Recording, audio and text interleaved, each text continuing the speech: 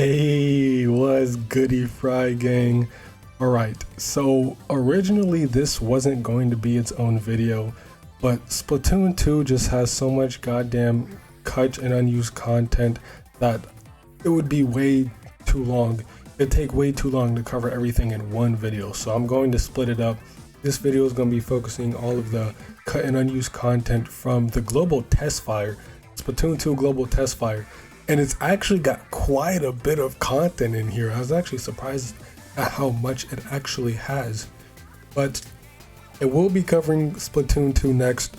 That might also be multiple videos since there is a lot of content. I don't know if I'll be able to fit it all in one video. But for this one, obviously it's a lot less than the base game, but there's still quite a bit. And to start, we have some salmon run icons. So here we can see the early versions of the salmon. It's colored to look more like an actual salmon, and like in the final game it's just all orange, as well as the golden egg is a lot more finished and refined. It actually looks like it has a 3D model instead of just this 2D texture. Next are actually the tutorial icons for Splatoon 2. When you first start up the game and you're learning the controls and everything, it'll show you. For the global Testfire, there was an early version of the Joy-Cons to kind of help you with the controls. And for some reason, the Joy-Cons here are both black, despite not being an official black variant. So to this day, we still haven't gotten officially black Joy-Cons. The closest we got was gray, but this is all black. So maybe again, they just didn't put much thought into it because this was an early build of it. So they created the icon first and we're going to color it later, but then decided to scrap it, or this was just a placeholder, and then they created the ones we have now. And even the switch screen itself looks more like a square than the rectangle that it actually is. So that one's kind of interesting. Not really sure why they shrunk it down like that. But here we have a couple of main menu icons. Here we have some icons for the shoal, the 3 shops, and I'm actually not sure what these arrow ones are at the bottom or on the very right. I'm not too sure. I don't remember what these are for. Maybe I'm just stupid and it's very obvious, but I don't remember what those are for. But we actually do have some special ability icons. So these are early icons for some of the specials. So as you can see, splashdown, baller, curling bomb launcher, and bubble blower. Baller kind of just looks like a Gatling nozzle, I guess. Not the nozzle, but you know, the barrel of a Gatling gun. So that, or kind of just looks like caviar. Is that caviar? Is that the fish eggs? I don't remember. I don't know. Curling bomb launcher looks very weird.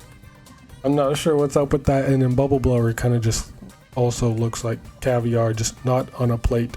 But we do have an early icon for the Splat Dualies. You can see they're actually not that different from what we have now, except for that it looks like in the early icon, the ink tanks on the bottom or the back of them, I guess, are a lot smaller, and the black part is a lot bigger. So they just kind of swapped that around somewhere in development. Now we also have some early gear for Salmon Run. Here we have 4 different files for the headgear. They're all identical, they're just different colors, so you can see them here. So these are a little bit different from what we have already. In the final version, it's just a regular hat, but the brim is a different color from the rest of the hat, as to where we can see here the brim and the front of the hat are the same, and it looks like there's eyes on here, where on the final version we just have the Grizzco logo. And the color of the hat actually doesn't ever change, even if our ink color changes in Salmon Run. But here in the early versions we can see there's different colors for presumably different, actually we get different slop suits, right? Different colored slop suits. I don't know about Splatoon 2. I know we do in 3, but I don't know about 2. But I guess these are to coincide with the different colored suits that we get. And speaking of the suits, we have an early version of the orange slap suit here, but we only have this one. There's only code in the game for the orange suit. And it's pretty damn identical to what we have now, except for the boots here are white. Those kind of look like socks, but usually the boots would be there, and those are all green, as well as the gloves would go all the way up to where the sleeves are, and those would also be green. So maybe those are different textures just layered on top of this one. I'm not sure.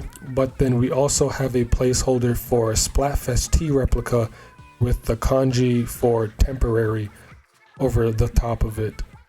And we actually have data for several early versions of weapons that were in the base game. So in the Testfire, we have data for a lot of the main weapons, all of them being Splatbrella, Tentabrella, Undercoverbrella, Clash Blaster, Squeezer, Lingza, 2Goob, YouTuber, Dapples, Dually Squelch, Dark Tetras, Glugas, Dual Squelcher. Okay, so apparently the Dual Squelcher had data in the game. I don't think that was in 2. I think those were changed to the Dually Squelchers, right? I'm pretty sure. We also had E-Liter, Splatter Scope, and Hero Shot. And then the sub-weapons, Seeker. So Seeker was apparently in there too. I guess maybe for testing purposes, or it was supposed to be in the game, kind of like Dual Squelcher. But I'm not sure on that one. And then for specials, we have Ink Armor, Baller, Bubble Blower, and Bomb Launcher. And another thing, Octoling data was also in the Testfire. So for like playable Octolings, there was data in the game for them all the way back in the Testfire. So I don't know if they already had Octo expansion planned before the game even came out and the data was just already in there, or they originally wanted to have them playable but decided to save it for Octo expansion, or at that time save it for some future DLC that they didn't know what it would be yet, perhaps.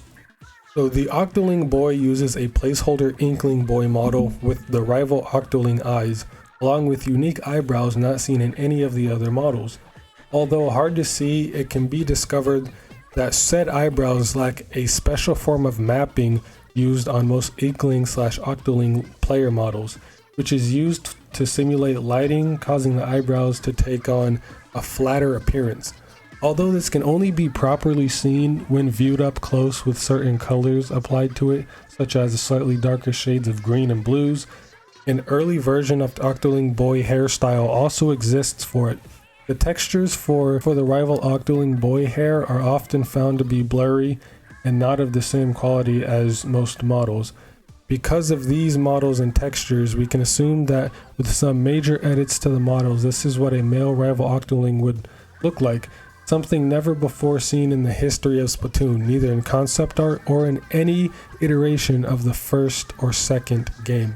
So we've never seen a rival Octoling boy. It's always been an Octoling girl. So we've never actually seen this hairstyle before, and here it can actually be loaded into the game using the debug menu, and this is what it looks like. So it's actually a pretty cool, that hairstyle is pretty cool. It's kind of just like a ponytail almost, really, right? It's kind of just like a ponytail. It's a nice hairstyle. So apparently Splatoon 2 had a lot of like Octoling hairstyles that we never got in game. I'm gonna cover those when I get to the cut content of Splatoon 2, but it's really a shame that we got robbed. All right, we got robbed of these hairstyles, and for whatever reason, like the Octoling boy, the Octoling girl also loads a placeholder Inkling model as well. Even stranger, the Octoling girl borrows the Inkling boy assets, so that's kind of strange. But then the hair as well is the rival Octoling girl. Same with the Octoling boy. The Octoling girl can also be loaded in-game with the debug menu and is shown below. Like the rival male, the hair textures are also shown to be blurry and of a somewhat lower quality compared to the final counterparts. Unlike the rival male, the eyebrows and other smaller details appear to be intact. So I actually like this hairstyle quite a bit. Yeah, like I said, the hair does look kind of blurry, but I like this like big bulbous ass hairstyle with that one giant suction cup on the top. It looks pretty cool. I really wish we got more than just 2 hairstyles for Inkling boys and Inkling girls, or Octoling boy and girl after Octo expansion. I'm glad we got more in Splatoon 3, but even then, there were a lot of hairstyles that we were supposed to get into that just never made it into. And I'm pretty sure some of them got reused for 3, but I'm pretty sure there's still a lot more that we haven't gotten from Splatoon 2. And now we have some early map previews. So here we can see an early version of the map of Inkopolis Square. Looks relatively the same. Obviously looks a little more barren since this is an early version. Here we can see an early version of the reef, and as we know, the bridge here is different. In game it's actually concrete, while in the Testfire it was made of wood. And this actually has an in-universe reason. Y'all may have heard about this already, but I remember Pearl, she was singing so loud that her voice shattered the bridge. Like the bridge just completely got obliterated from Pearl being so loud, and so it was rebuilt into a concrete bridge. I just love that, bro. Actual like game development, like game decisions have in-universe lore. It's so insane. I swear, Splatoon is like the only series that does stuff like, as far as I know. As far as like every series that I know, Splatoon has the deepest and like most expansive and convoluted lore. It's insane. Nothing comes close to Splatoon lore. Just nothing does it like Splatoon, alright? It's amazing. And here we have an early model of Starfish Main Stage, which I'm very interested in, since Starfish Main Stage is my favorite map in the entire series. Alright, I am still waiting for this shit to come to Splatoon 3. I really hope it does. I am praying so hard that this comes to Splatoon 3. I absolutely love this map, and it looks so different, especially like the main stage. Yeah, this is the spawn. Even the spawn looks a little different. This ramp to the right never went up into the middle right here, as far as I remember. Yeah, because it would just go down up to another platform, a glass platform. So this ramp right here to the left on the very right never led up there. So it'd be nice if we could get some aerial shots, but this is the only one we have. So like the top of it looks very different from what we have now. God, I love Starfish Main Stage. I want it to come back so bad. Next we have Sturgeon Shipyard. Now this one's still relatively the same, but if you look down there towards the middle where the rising platform is at, usually there's like a little platform right there in front of it, or at least like a wall right there, right before the grate meets the wall. There's like another little wall in front, and that looks like it's gone. And even further down you can see there's a ledge right there that's usually only on the left side of each side. So wherever you're spawning at, on the left side there's that little wall, and on the right it's just a ramp. So maybe it looks like that they kind of swapped it mid-development, where they just changed what side that little wall is on. But other than that, everything else seems pretty much the same, except for, you know, like I said, the grates and that little ledge right there. Next is Inkblot Art Academy, which also had a different name in the files of the Testfire, which I will get to in a second. But here it looks very barren and just basic, obviously because the map wasn't finished. This is just an early model of it, and this is the Splat Zones version of the map, because we know in the middle right there there's that giant wall, and it looks like it was kind of angled differently. Normally when you come off of the little platform right here off your base, the wall is parallel to that ledge, but it looks like it's kind of rotated like 45 degrees to the right, or counterclockwise, I guess. So it's like the corner is facing the ledge instead of the wall, and then the glass box is kind of like blocking you off, so you have to go around it to get up there. So I mean, shouldn't they kind of be swapped so the glass wall is on the right side, so the enemies can't just freely shoot you, like your opponents, because you have to come around this wall to get to mid, or you can just go around on the other side. Okay, so I guess it's not that too big of a deal because you can just go on your left side, and then that would also make it easier to get into the enemy base. So okay, so maybe that is a good addition, a cool addition, just having the glass walls on left side instead of the right. And here we have an early version of the spawning grounds. It looks pretty much the same. It's the exact same map, except for I don't think right here in the middle where those two ramps are up, kind of like the top right part where those ramps, I don't think that first ramp from the middle going up to that little ledge, I don't think that first ramp was ever there, or maybe it was positioned differently. For some reason that just looks off and I can't really tell why, but everything else is relatively the same.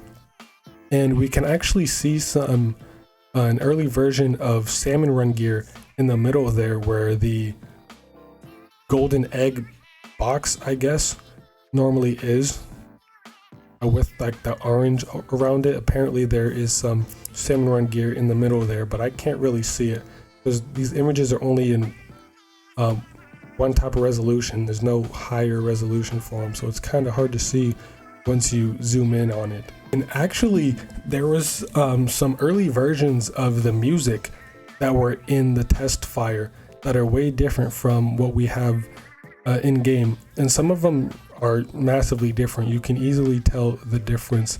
And there's 4 tracks. There's Incoming, Rip Entry, Undertow, and Turf Master. Turf Master is the victory theme for whenever we win a match.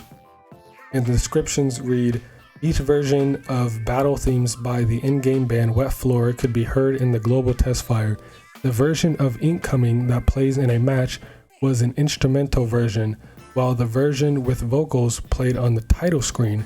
Turf Master, the victory theme, is missing the guitar lick right before the song loops. So I'm going to play a little snippet of each. I'm gonna play about a minute of each of them so you can just see how different they are. So starting with Incoming.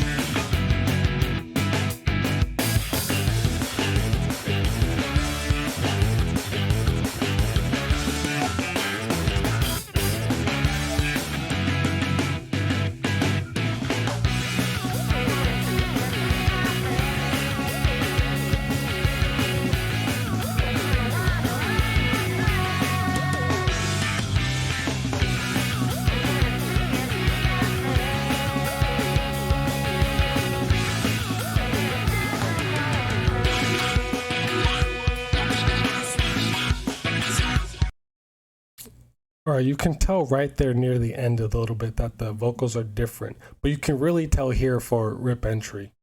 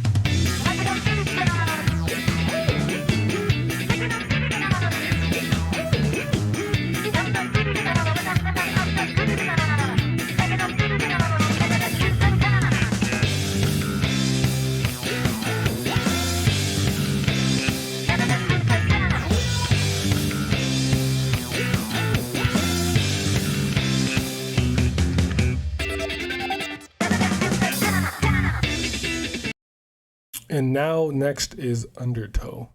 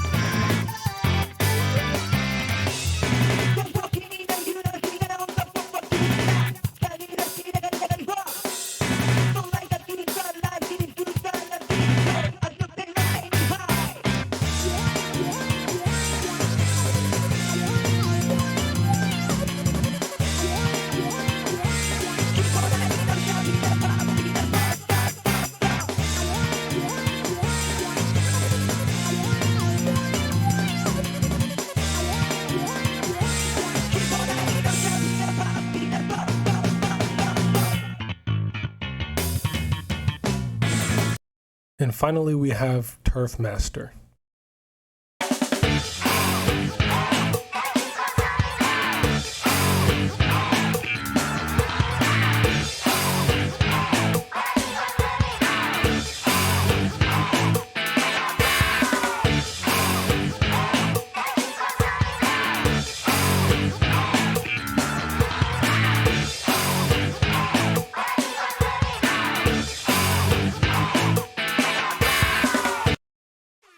Okay, next we have some unused text for Salmon Run grades. The names were changed. Here we can see the Testfire and final versions. Apprentice was originally Wannabe, Part-Timer was Rookie, Go-Getter was Savant, or Go-Getter was Real Deal, and Overachiever was Savant. And like I said earlier, Inkblot had a different name. In the Testfire, it was called Silver Sea Art Academy, and Starfish Main Stage actually had a different name called Starfish Soundstage. And we actually have a ton of unused quotes, like news quotes for Pearl and Marina for some of the stages. So I'm gonna read those off right now. So for the Testfire, Pearl would say, "Yo, my best friend took me to the amazing cake shop in the Reef the other day." And Marina responds, "But I don't remember going to a cake shop." A lot of these are relatively the same from the Testfire to the launch, and with just a couple words changed. But some of the most notable ones are, for Muscle Forge Fitness, Pearl says, "The jellies at the gym can climb the rock walls faster than I can. What's with that?" Marina responds, "Well, those jellyfish do probably have a couple of inches on you, short stack." In the final version, they're relatively the same except for they took out the short stack comment from Marina, because apparently this extra jab was too rude even for the more acerbic personality Marina had in early English versions. Yeah, in the early versions of Splatoon 2, Marina was kind of a bitch towards Pearl. She was like hella rude. So the developers actually like went in and changed Marina's whole personality because she was too rude. Another one that changed was also for Muscle Forge, where Pearl says, "Rock climbing jellyfish are too cute. I just want to splat their little faces off." Marina responds, "Pearl, take a deep breath and put down the splatter shot." And then in the launch version, she said, "Rock climbing jellies are too cute. I just want to splat their little faces off." Marina, "Whoa, Pearl, I'm confiscating your splatter shot until you chill out." And then these next quotes were just completely changed. Pearl says, "Wonder if I should become a member here and really start to get chiseled." Marina, "What? But I thought being the toned one was my thing." Or in the launch version, Pearl says, "A membership to this place costs an arm and a leg." Marina, "Yeah, but at least the arm and leg will be jacked." And then here, probably my favorite part is a lot of the early weapon kits.